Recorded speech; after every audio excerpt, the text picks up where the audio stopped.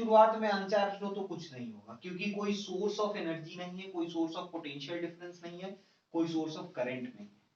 लेकिन अगर शुरुआत में हम लोग एक कैपेसिटर को चार्ज करके रखेंगे, plus Q amount of charge minus Q charge, इस कैपेसिटर को चार्ज कर दिए और स्विच को ऑन कर दिए, तो ये कैपेसिटर इस इंडक्टर के अक्रॉस पोटेंशियल डिफरेंस क्रिएट कर देगा, और वो पोटेंशियल डिफरेंस की वजह से करंट फ्लो होना शुरू हो जाएगा।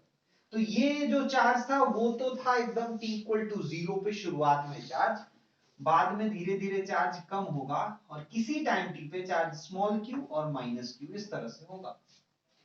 करंट इसमें से फ्लो होना शुरू होगा।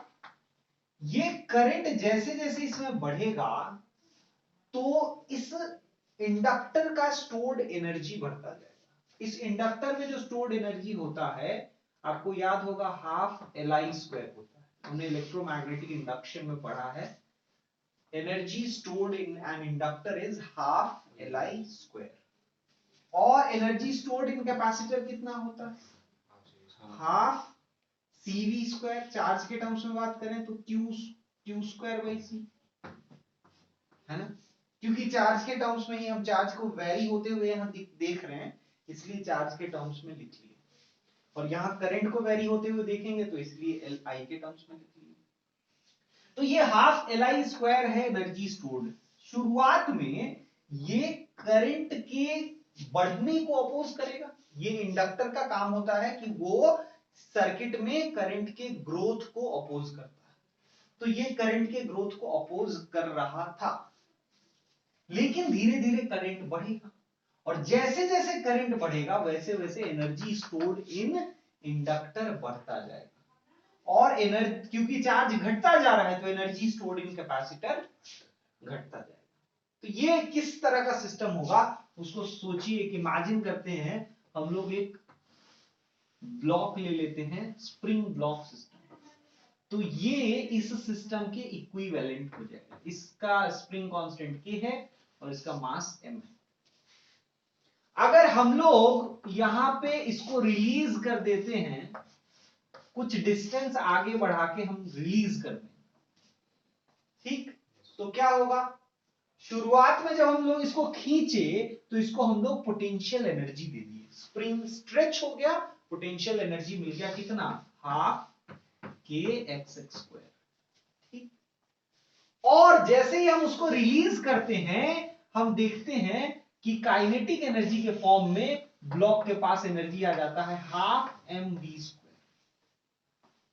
तो आप देखिए जैसे ही आप रिलीज करिएगा x डिक्रीज होगा, ब्लॉक इधर आएगा, जो इलोंगेशन है वो डिक्रीज होगा, और इलोंगेशन डिक्रीज होगा तो एनर्जी स्टोर्ड इन स्प्रिंग डिक्रीज होगा, और एनर्जी स्टोर्ड इन स्प्रिंग अगर डिक्रीज होगा तो वो एनर्जी किसके पास जाएगा?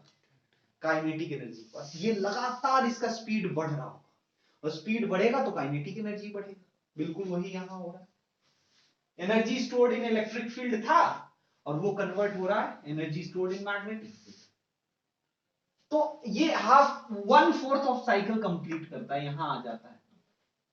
जब वो यहां आ जाता है तो x 0 हो गया। x 0 इलोंगेशन नहीं है, अब पूरा पूरा वेलोसिटी मैक्सिमम वेलोसिटी हो जाएगा, और पूरा एनर्जी काइनेटिक एनर्जी के फॉर्म में कन्वर्ट हो जाएगा। अगर हम लोग उसको इस तरह से दिखाएं, दो ब्लॉक लेकर, है ना, इस तरह का दो ग्लास ले लेते हैं, एक इस रीजन में ले लेते हैं, एक इस रीजन में ले लेते हैं, एक इस रीजन में ले लेते हैं, एक यहां पे बीच में ले लेते हैं, और एक दो यहां लेते हैं। ये एग्जैक्टली सेंटर का पोजीशन है, ये दोनों एक्सट्रीम के पोजीशंस हैं, और ये इंटरमीडिएट पोजीशंस। ये ब्लॉक अलग अलग जगह पे होगा, यहां पे होगा तो ये एक एक्सट्रीम हो गया ब्लॉक का, ये ब्लॉक का दूसरा एक्सट्रीम हो गया, ये इंटरमीडिएट पोजीशंस हो गए, और ये सेंटर पोजीशन हो गया। जब वो उस एक्सट्रीम पे है, किसी एक को यहां पे U और किसी एक को K से डिनोट कर लेते हैं, तो फर्स्ट को यू यानी पोटेंशियल एनर्जी और के यानी kinetic energy. Potential energy, kinetic energy, potential energy, kinetic energy, potential energy, kinetic energy, potential energy, kinetic energy. तो शुरुआत में पूरा पूरा एनर्जी केवल पोटेंशियल था, हाफ के एक्स एक्स स्क्वायर, और एक्स मैक्सिमम था, ए था, एम्पलीट्यूड के इक्वल था। और जब वो ब्लॉक इधर आता है तो कुछ पोटेंशियल एनर्जी कम हुआ, और वो जितना कम हुआ उतना काइनेटिक एनर्जी में कन्वर्ट हो गया। इंटरमीडिएट सिचुएशन में ये है, दोनों हाफ फिल्ड हैं। जब बीच में आता है तो पोटेंशियल एनर्जी पूरा खाली है और काइनेटिक एनर्जी पूरा भर गया। केवल उस समय जो एनर्जी है वो केवल काइनेटिक एनर्जी के फॉर्म में है, पोटेंशियल एनर्जी के फॉर्म में कोई एनर्जी नहीं। फिर उसके बाद जब आगे बढ़ेगा तो अब स्प्रिंग उसको रोकने की कोशिश करेगा। स्प्रिंग अब नहीं चाहेगा कि और आगे आए। अभी तक इस रीजन में स्प्रिंग खींच रहा था, खींचते हुए यहां लाया, और जब यहां आ गया सेंटर पे, यहां, उसके बाद जब वो आएगा ना, तो अब वो धक्का देगा स्प्रिंग को, वो कंप्रेस करेगा। अब स्प्रिंग चाहेगा कि रोके, धीरे धीरे स्प्रिंग रोकता चला जाएगा, स्लो करता चला जाएगा, और फाइनली रोक देगा। तो जब वो स्लो कर रहा है तो ऑब्वियसली काइनेटिक एनर्जी को रिड्यूस कर रहा है, और स्प्रिंग क्योंकि कंप्रेस हो रहा है, तो कंप्रेस्ड सिचुएशन में भी स्प्रिंग में कुछ पोटेंशियल एनर्जी होगा, और वो पोटेंशियल एनर्जी के फॉर्म में थोड़ा सा एनर्जी बढ़ गया रहेगा। और अभी ये पूरा प्रोसेस ये हो रहा है कि काइनेटिक में से पोटेंशियल में कन्वर्ट हो रहा है। तो फाइनली जब फुल कॉम्प्रेशन हो जाएगा उस समय ब्लॉक अचानक से रुक जाएगा, काइनेटिक एनर्जी उसका जीरो हो जाएगा और पोटेंशियल एनर्जी मैक्सिमम हो जाएगा। और फिर उल्टा, फिर अब स्प्रिंग उसको रोक चुका है, अब धक्का देगा, बोलेगा भागो, भागना शुरू होगा पोटेंशियल से काइनेटिक में, और फिर यहां पे वापस मैक्सिमम काइनेटिक। अब यहां पे काइनेटिक आ गया, वो भागेगा, वो भागेगा, तो इस दौरान में स्प्रिंग को क्या करेगा, इलोंगेट करेगा। इलोंगेट जैसे स्प्रिंग होगा काइनेटिक एनर्जी कम होगा, है ना, पोटेंशियल एनर्जी बढ़ेगी, क्योंकि स्प्रिंग इलोंगेट हो रहा है। अभी जब सेंटर पे था तो मैक्सिमम काइनेटिक एनर्जी है, और इसके बाद अब वो स्प्रिंग को खींचने में, स्प्रिंग को खींचेगा, स्प्रिंग वहां उसको खींच रहा है तो उसका स्पीड कम होगा, और फाइनली एक समय आएगा जब मैक्सिमम इलोंगेशन हो जाएगा, उस समय स्पीड जीरो हो जाएगा, काइनेटिक एनर्जी जीरो हो गया, और पोटेंशियल एनर्जी फिर से मैक्सिमम हो गया। ठीक, तो ये पूरा एक साइकिल ऑफ ऑसिलेशन, बिल्कुल वही चीज यहां भी होगा। शुरुआत में पूरा एनर्जी जो है वो कैपेसिटर के पास, और फिर कैपेसिटर से इंडक्टर के पास, बीच में इंटरमीडिएट स्टेट में थोड़ा एनर्जी इसके पास, थोड़ा एनर्जी इसके पास। जब करंट मैक्सिमम हो जाएगा उस समय चार्ज जीरो हो जाएगा, तो पूरा पूरा एनर्जी केवल मैग्नेटिक एनर्जी के फॉर्म में। फिर अब वो करंट इस कैपेसिटर को चार्ज करना शुरू करेगा उल्टा डायरेक्शन। उल्टा डायरेक्शन में जब चार्ज कर रहा होगा तो उस समय चार्ज क्यों बढ़ेगा और करंट अब घटेगा। क्यों?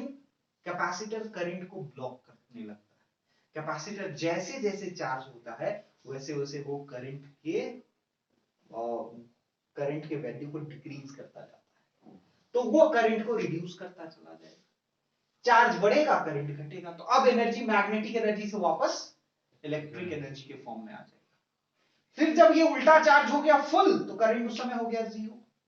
अब जब ये फुल चार्ज हो गया तो फिर अब पोटेंशियल डिफरेंस आ गया, अब इसने फिर से वापस उल्टे डायरेक्शन में करंट फ्लो कराना शुरू किया। अब उल्टे डायरेक्शन में करंट फ्लो होगा, करंट जीरो से बढ़ना शुरू होगा, और बढ़ते बढ़ते करंट फिर से मैक्सिमम होगा और चार्ज जीरो हो जाएगा। तो चार्ज कैपिटल क्यों हुआ, फिर इंटरमीडिएट स्टेज में क्यों हुआ, फिर जीरो हो गया, फिर उल्टे डायरेक्शन में चार्ज होना शुरू हुआ, उल्टे डायरेक्शन में फुल चार्ज हो गया, फिर वो डिस्चार्ज होना शुरू हुआ, क्यों चार्ज हो गया, डिस्चार्ज होते होते जीरो हो गया, अब सीधे डायरेक्शन में वो फिर से चार्ज हुआ, और सीधे डायरेक्शन में वो फुल्ली चार्ज हुआ। इतने स्टेप के बाद कैपेसिटर वापस अपने ओरिजिनल स्टेट में पहुंच जाता है, और फिर ये चीजें रिपीट होने लगती हैं। ये जो चीज है, चार्ज इसके पास आ रहा है और जा रहा है, ऑसिलेट कर रहा है। एनर्जी इस कैपेसिटर के पास fully stored, partially stored, zero, partially stored, fully stored, partially stored 0। इस तरह से जो एनर्जी ऑसिलेट कर रहा है इसी को हम लोग एलसी ऑसिलेशन कहते हैं। समझ में आया? तो इसमें भी वो पूरा पूरा साइकिल हो रहा होगा। अब हम लोग इसके मैथमेटिकल एक्सप्रेशंस को देखते हैं। मैथमेटिकली क्या लिख सकते हैं? मैथमेटिकली जो हम लोग लिखेंगे वो कुछ ऐसा होगा। मैथमेटिकली यहां से यहां तक किरचॉफ्स रूल लगाते हैं। अगर किरचॉफ्स रूल लगाएंगे तो आएगा Q by C minus half minus L D I by D T equals to 0। और I को क्या लिख पाएंगे? I को लिख लेंगे minus D Q by D T. क्यों? चार्ज हम लोग क्यों अज्यूम कर रहे हैं कैपेसिटर पे, और कैपेसिटर का चार्ज डिक्रीज हो रहा है, इसलिए I equals to minus D Q by D T. और जब ये पुट करेंगे और आगे ले लो, क्योंकि minus D Q by D T जब रखेंगे तो होगा क्या, देखिए Q by C minus L D by D T of minus D Q by D T equals to 0।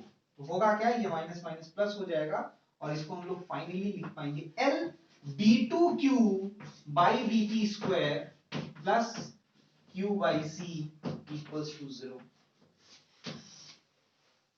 This implies L से डिवाइड कर लो तो ये हो जाएगा d2q by dt square plus q by LC equals to 0.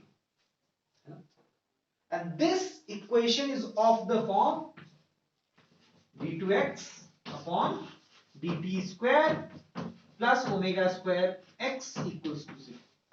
जो mechanical oscillation होता है उसके फॉर्म में इसका भी डिफरेंशियल इक्वेशन आ गया। अगर ये आता है तो ये ऑब्वियसली ऑसिलेशन को दिखा रहा है।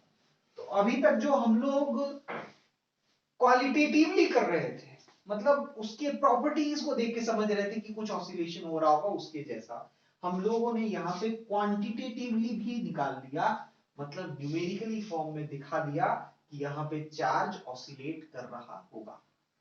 ठीक, तो इसीलिए वो इस फॉर्मेट को, इस फॉर्म को वो क्या करता है, फॉलो करता है। इसके अलावा एक और चीज जो है यहाँ पे हम लोग को समझना है वो कुछ इस तरह से है कि इसका जो चार्ज होगा वो कहीं ना कहीं Q not sine omega T इसको फॉलो करता होगा। क्योंकि देखिए इस डिफरेंशियल इक्वेशन का जो सॉल्यूशन आता है वो क्या आता है, x equals to a sine omega T.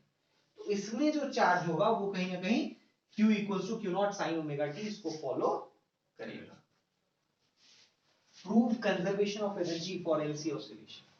मतलब हम लोग अभी तक ये कह रहे थे कि जो कैपेसिटर में एनर्जी है वो इंडक्टर के पास चला जाएगा और इंडक्टर का जो एनर्जी है वो कैपेसिटर के पास चला जाएगा। एट एनी टाइम जो सम ऑफ टोटल एनर्जी है वो कांस्टेंट होना चाहिए। तो शुरुआत में हमने कितना एनर्जी दिया था, तो half Q not square by सी, है ना, या आप चाहें तो उसको इनिशियल चार्ज को अगर कैपिटल क्यू से डिनोट करें तो हाफ क्यू स्क्वायर बाई सी। इतना एनर्जी हमने दिया था और यही एनर्जी बाद में डिस्ट्रीब्यूट हुआ। वो एनर्जी जो होगा वो कुछ portion at any time T capacitor के पास होगा और कुछ पोर्शन इंडक्टर के पास होगा। तो कैपेसिटर के पास कितना एनर्जी होगा, हाफ क्यू स्क्वायर बाई सी। किसी टाइम टी पे अगर चार्ज को क्यू माना जाए और करंट को आई माना जाए तो कैपेसिटर के पास एनर्जी है हाफ क्यू स्क्वायर बाई सी और इंडक्टर के पास एनर्जी है हाफ एल आई स्क्वायर, है ना। तो हम लोग को इन दोनों को ऐड करके दिखाना है कि ये सम इसके इक्वल आएगा। ठीक, उसके लिए सबसे पहला क्या काम करते हैं, हम लोग के पास जो डिफरेंशियल इक्वेशन आया है d2q by dt square plus q by LC equals to 0, यहां से हम लोग कंपेयर करके, इससे कंपेयर करके d2x by dt square plus omega square x equals to 0, इससे कंपेयर करके ओमेगा का वैल्यू निकाल लेते हैं। तो जिस फ्रीक्वेंसी के साथ यहां पे चार्ज, करंट या एनर्जी ऑसिलेट कर रहा होगा वो ओमेगा होगा 1 बाई LC का रूट अंडर, क्योंकि ओमेगा स्क्वायर का वैल्यू वहां पे 1 बाई LC है अगर कंपेयर करें तो। तो ये जो चीज है ये ओमेगा का वैल्यू हो गया, this is the value of omega. ये आगे हम लोग को ध्यान रखना है, ये हम लोग को यूज आएगा इस डेरिवेशन को प्रूव करने के लिए। अब देखिए क्या करना है इसमें,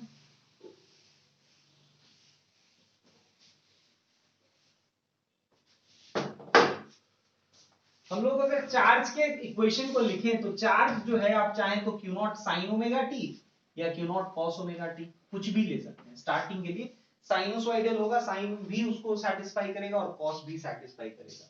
तो let's start with this cos. अगर कॉस के साथ शुरू करते हैं तो करंट का क्या एक्सप्रेशन आएगा, minus D Q by D T. यही हमने अज्यूम भी किया था, जो करंट था उसको हमने अज्यूम किया था minus D Q by D T. उसका कारण ये है कि charge of capacitor is decreasing, so minus D by D T of Q का डिफरेंशिएशन कर दें क्या आ जाएगा, Q not cos omega T.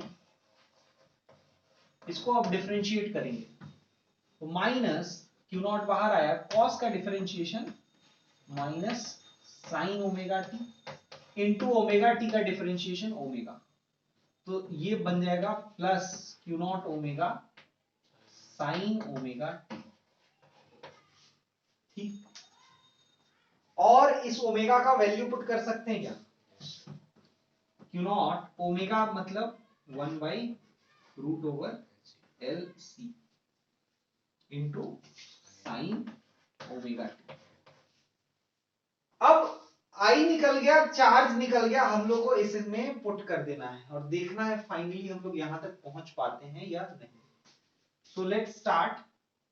Total energy at any time भी अगर हम पूछें, टोटल एनर्जी अगर उसके एक्सप्रेशन की बात करें तो total energy will come out to be half Q square by C plus half L I square, है ना। जानबूझ के इसको हमने आई नॉट के फॉर्म में नहीं कन्वर्ट किया, क्यू नॉट के फॉर्म में रहने दिया ताकि दोनों में से क्यू नॉट कॉमन ला सके। कैसे देखिए, हाफ क्यू स्क्वायर यानी Q not square cos square omega T, है ना, इससे पुट कर लिए, divided by C plus half into L into I square मतलब इसका स्क्वायर, तो वो क्या हो जाएगा Q not square by L C into sine square omega T. अब देखिए एल से एल कैंसिल हो गया, क्या Q not square by C half Q not square by सी दोनों में दिख रहा है, तो half Q not square by c अगर कॉमन ले लें तो ब्रैकेट में क्या बच जाएगा, cos square omega T plus sign square omega T, है ना, शॉर्ट में लिख दिए समझ जाइए, cos square omega T plus sign square omega T.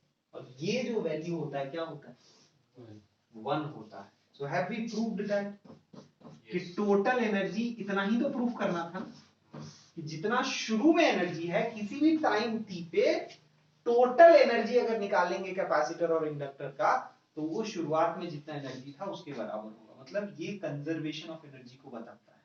क्या हम यहां ग्राफ ड्रॉ कर सकते हैं, अगर आप एनर्जी स्टोर्ड इन कैपेसिटर और एनर्जी स्टोर्ड इन इंडक्टर इसका ग्राफ बनाए विथ टाइम, तो उसका ग्राफ जो आएगा वो कुछ ऐसा ग्राफ आएगा। देखिए ये है कॉस स्क्वायर ओमेगा टी, आगे सब कुछ सेम, यही है ना एनर्जी स्टोर्ड इन कैपेसिटर, और ये है energy stored in inductor. Half Q not square by सी है, इसमें भी half Q not square by सी है, इसमें कॉस स्क्वायर ओमेगा टी है, तो उसका ग्राफ आप कुछ ऐसा ड्रॉ करिए, है ना, ऐसे वैल्यू करेगा बेसिकली। देखिए अगर इसको ठीक से ड्रॉ करें तो कुछ इस तरह का वैल्यू ऐसे, तो कॉस स्क्वायर ओमेगा टी, तो ये हमने ऐसे ड्रॉ किया था, ठीक है। उसको पूरा पूरा फुल पार्ट अगर ड्रॉ करिएगा तो ये है कॉस स्क्वायर ओमेगा टी, मतलब एनर्जी स्टोर्ड इन कैपेसिटर। और एनर्जी स्टोर्ड इन इंडक्टर का ड्रॉ करें तो वो ऐसा है, ठीक है। और टोटल एनर्जी का ड्रॉ करें तो वो कांस्टेंट होगा इस तरह। समझ रहे हैं? देखिए इस रीजन में एनर्जी स्टोर्ड इन कैपेसिटर डिक्रीज हो रहा है और एनर्जी स्टोर्ड इन इंडक्टर बढ़ रहा है, फिर एनर्जी स्टोर्ड इन इंडक्टर घट रहा है, एनर्जी स्टोर्ड इन कैपेसिटर बढ़ रहा है and so on, such that उनका सम हमेशा फिक्स रहेगा, कांस्टेंट रहेगा, है ना? Total energy always remains half not square by c, इसको लिख लीजिए।